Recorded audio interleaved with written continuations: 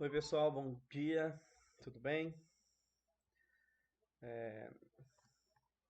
Preparar um materialzinho para vocês para a gente trabalhar, fazer uma revisão rapidinho daquilo que a gente estava trabalhando em sala. A gente estava dando uma olhadinha em cadeias e teias alimentares, então a gente vai dar uma olhadinha nisso para a gente continuar o conteúdo na próxima aula, ok?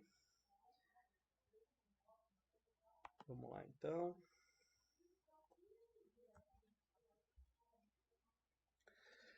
Esse capítulo, né, o capítulo novo que a gente está começando hoje, ele vai falar um pouquinho sobre teias e cadeias alimentares.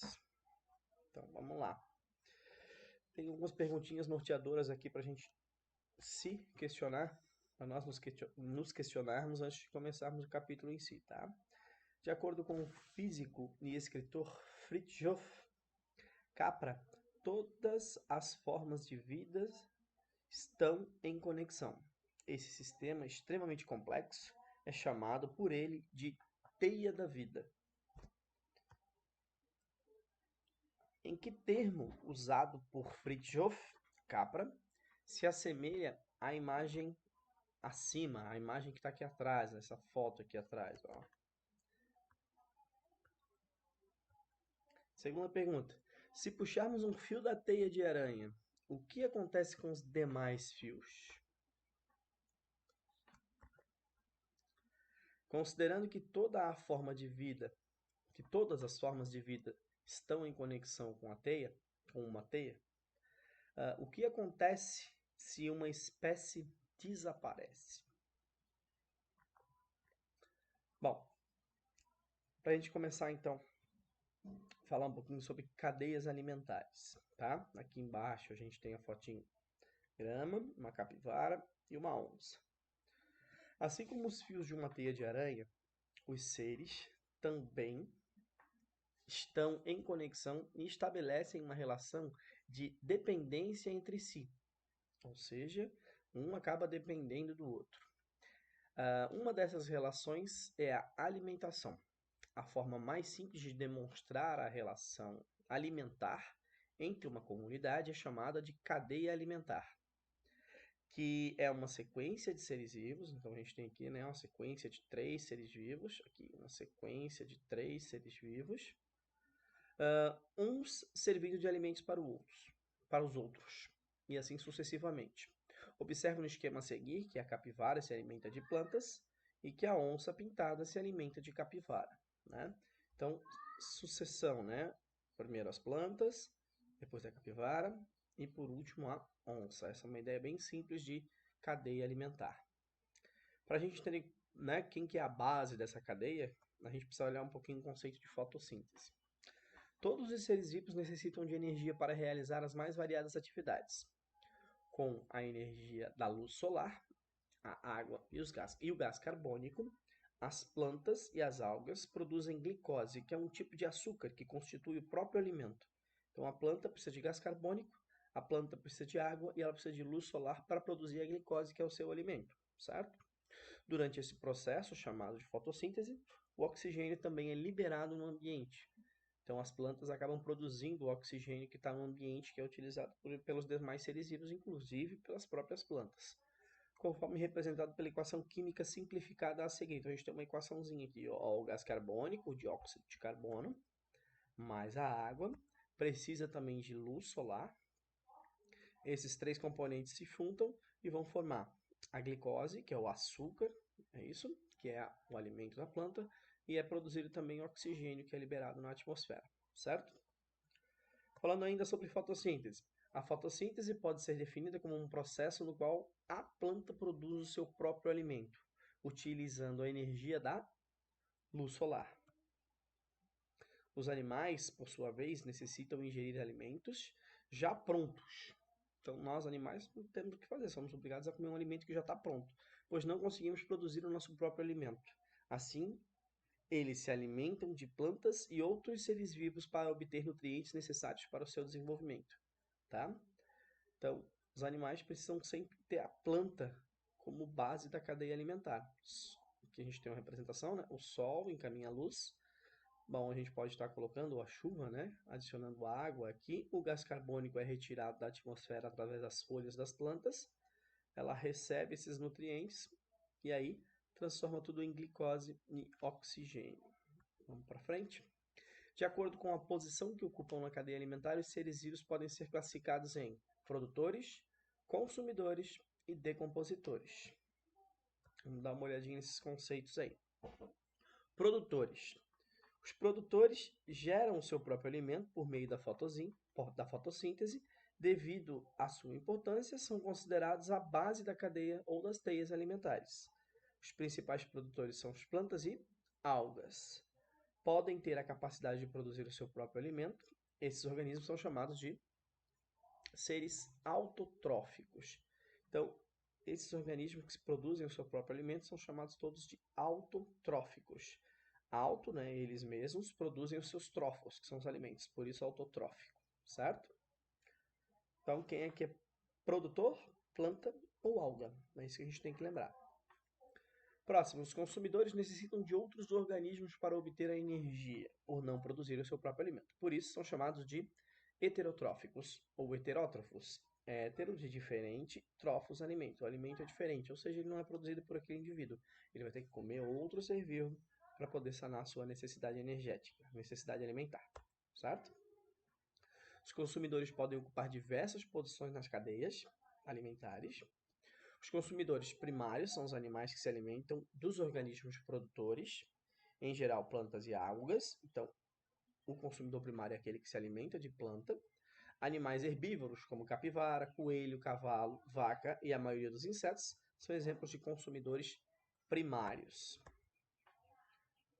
A gente tem uma imagenzinha aqui para mostrar, né? Aqui está a planta e aqui está o grilo, que é um exemplo de consumidor primário, ok?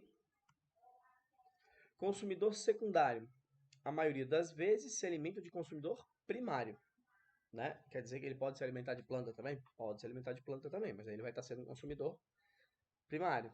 Por que a gente chama de secundário? Porque na maioria das vezes ele vai se alimentar de consumidor primário.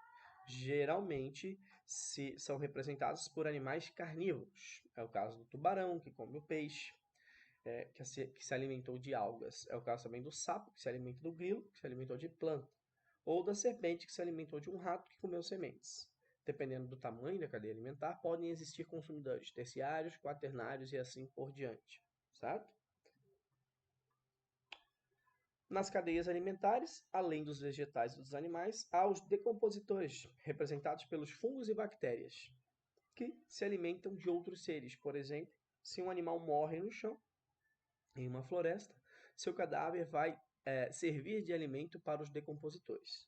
Estes, por sua vez, devolvem ao solo os minerais que estão disponíveis para serem utilizados pelas plantas. Os decompositores atuam em todos os seres vivos da cadeia alimentar. Então, se a gente voltar naquela imagem que eu tinha mostrado para vocês, os decompositores aqui, os fungos e bactérias, eles atuam em todos os níveis da cadeia alimentar, né? Todo mundo que morrer ali vai acabar virando alimento para esse fungo e essa bactéria. Então, aqui nós temos o exemplo do produtor, consumidor primário, consumidor secundário, consumidor até terciário, mas todos eles acabam indo parar na mão, né? Na mão dos animais, dos seres que são chamados de decompositores, os fungos e bactérias, ok? Vamos lá para frente. Quando um ser vivo serve de alimento para o outro, a transferência de matéria, ou seja, nutrientes, e energia de um ser vivo para o outro, há essa transferência. Por isso, a cadeia alimentar também é entendida como uma transferência de matéria e energia, que era o título do nosso PowerPoint lá no começo, ou também é o título do nosso capítulo da apostila, né? Nas ilustrações, as setas representam essa transferência.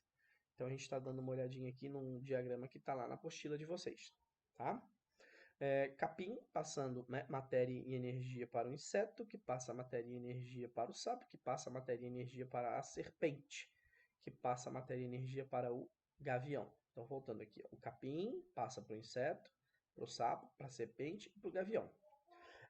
Observem o seguinte, que a setinha está diminuindo o tamanho, né? O que isso quer dizer? Que o fluxo de energia em um sistema começa com a luz solar incendida sobre os produtores e vai, ó, diminuindo a cada nível alimentar. Então, isso aqui é uma seta que representa a quantidade de energia que ela vai diminuindo, né?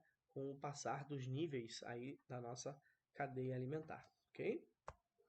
Passando para frente, as cadeias alimentares representam um fluxo de energia nos ecossistemas, ou seja, quando um organismo se alimenta do outro, ele obtém energia. O ser vivo usa essa energia para realizar as suas atividades, e parte dela é eliminada na forma de calor. Assim, cada ser vivo receberá uma quantidade menor de energia do anterior. Então, por isso que a energia vai diminuindo, né? Essa energia acaba sendo utilizada pelo próprio ser vivo, né? Por exemplo, o inseto que comeu o capim, quando ele vai virar o alimento para o sapo, ele não consegue passar toda a energia que ele absorveu do capim, porque ele gastou boa parte dessa energia também na forma de calor. E aí, quando o sapo recebe essa energia, ela é um pouco menor, ok?